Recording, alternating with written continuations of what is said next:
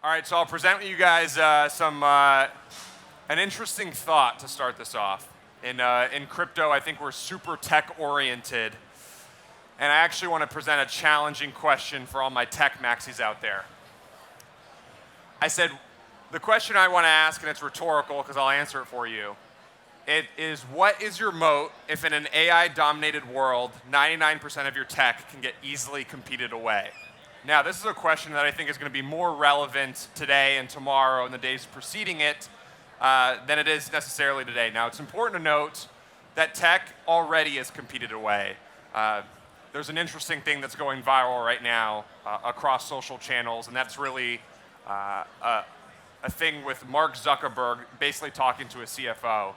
And he spoke, and he said, when Instagram was first coming out, what is the difference between Facebook and Instagram? And essentially he said there really was no difference outside that they had basically taken this core functionality on swipes, and that they needed some time to basically get there, and they didn't want to lose their moat, and they ended up buying Instagram for $1 billion. The point that I want to get at is today you're seeing this current dynamic with L1s and L2s. You basically can stand one up in 6 to 12 to 18 months, depending on exactly which tech stack you're building. But it's going to get a lot quicker. So my next point, the X variable to the success of your company isn't the tech, it is community and culture. So I'm actually a community, culture, and distribution maxi. I actually believe there's a new era in crypto that is going to be less tech dependent and more dependent around community and culture. Your community are the custodians of your narrative, and if you have narrative, you will win. I think this is something that goes pretty underestimated when people are talking about their product. At the end of the day, if you understand crypto and you understand crypto markets, you understand that narrative is everything. And so the question becomes, how do you foster community? The first one that I think is really important is leading by example. At Pudgy Penguins, I think from an executive standpoint, obviously from a leadership standpoint, I think we do a pretty good job at that. The next one is communication and transparency. Over the last couple of years, we've spent hundreds and hundreds of hours communicating and being transparent with our community. When you are doing the back and forth, I think it's really important that you have a clear line of communication with your group to kind of prevent any discourse and any negative feedback. And then, of course, set core principles and values. I think this is really important. What are people rallying behind? What is the community and what is the culture around these principles and values? At the end of the day, if you set those values, people will come. And so this is kind of an example of what ultimately setting these things will do. It creates a network effect, and community members inspire other community members. If you set the foundation, create the right core values, communicate and become transparent, the rest will kind of do itself. The next one is, how do you create culture? Encourage discourse. FUD builds culture. A lot of people hate FUD, but I actually embrace it. FUD, I think, is one of the pinnacles to kind of weed out people who are here for the wrong reasons. And a lot of people don't embrace it the way that they should. And so I'm a huge FUD maxi, and you should be too. I think one of the great parts about the Pudgy Penguin story is that we love FUD, and there's been so much FUD throughout our journey. The next one is let people build freely. I think this is really important. If you understand crypto, crypto is a contrarian culture. People are here for a reason. And that reason is not to be boxed into some sort of frame and that you want to put people in.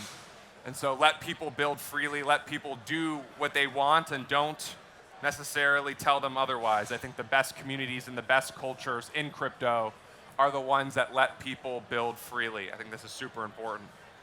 And last but not least, resonate with your community, a rallying cry, memes, a common message.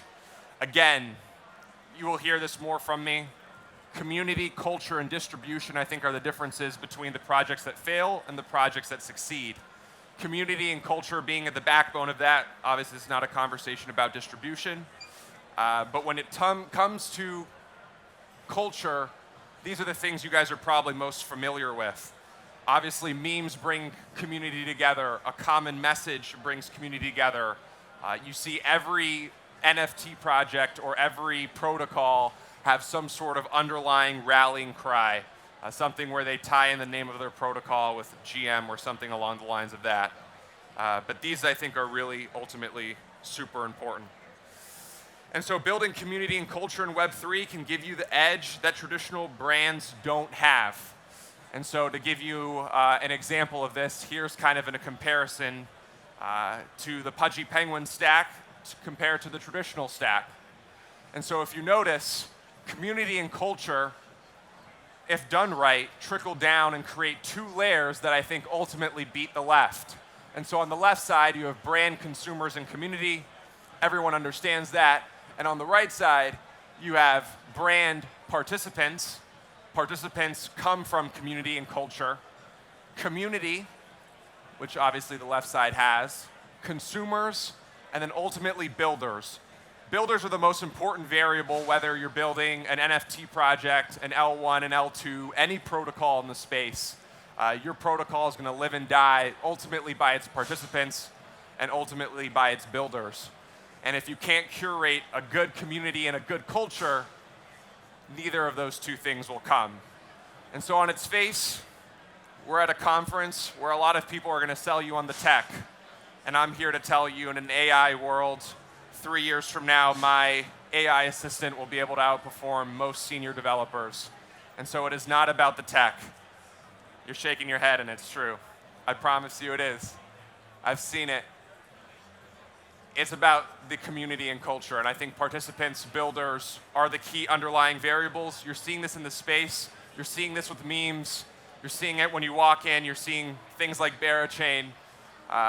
You're going to see more of an emphasis on participants, consumers, builders, and ultimately I think all of those things stem from community and culture. And so it's a little bit of a rushed presentation, but that's why I think these things are ultimately so important. And that's it. I think it's a couple minutes early.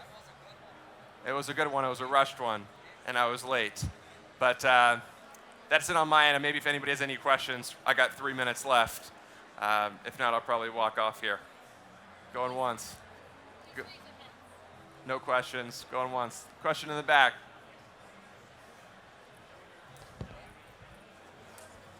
Hey. You can come up. Hey.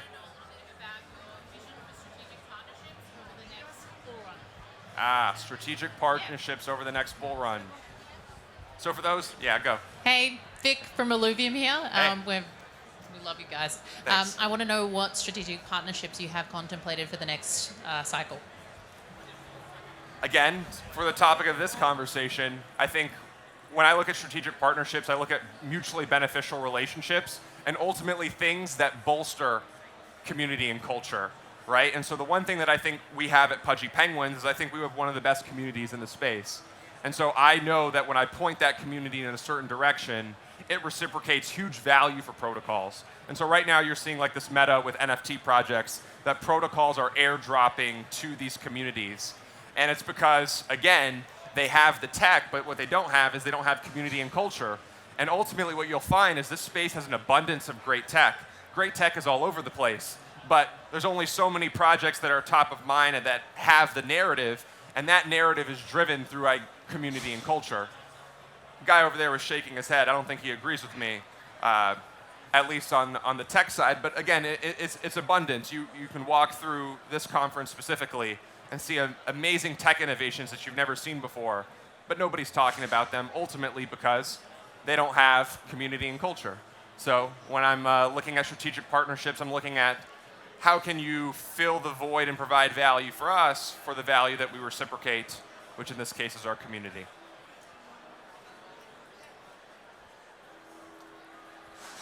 Sorry, can you hear me? Yeah, I can hear you. Is microphone? Mic's not working. Oh, okay. So if you would create your collection today from the scratch, what narratives would you use and what exact steps would you make, like if you would make it today? I think if I was going to start something today, my priority would be bringing in a group that believes in the vision that is not predicated. So there's an interesting thing that I think is going on with the space, where you have really two audiences. On one side, you have an audience who's very monetary value driven, and on the other side, you have a very emotionally value driven audience. I would always try to optimize for the value driven audience and those that are not driven necessarily for monetary gain. Obviously, the elephant in the room is this is crypto and everybody wants monetary gain. But really being able to weed out the two, it's important you have a really strong nucleus and a strong foundation. Again, Pudgy Penguin's success, I think at the root of it was the fact that when I took it over, so many people had already lost so much money that it wasn't about the money anymore. It was about, again, the community, the friendship, the camaraderie. And ultimately, this creates the base that goes further than what the market will allow it. At the end of the day, when you take things with utility or certain price expectations, there's a ceiling. There's no ceiling when the penguin is the penguin and when the community is the community. That has an endless ceiling. That could be $1 million floor one day, and there is no price expectation outside of that.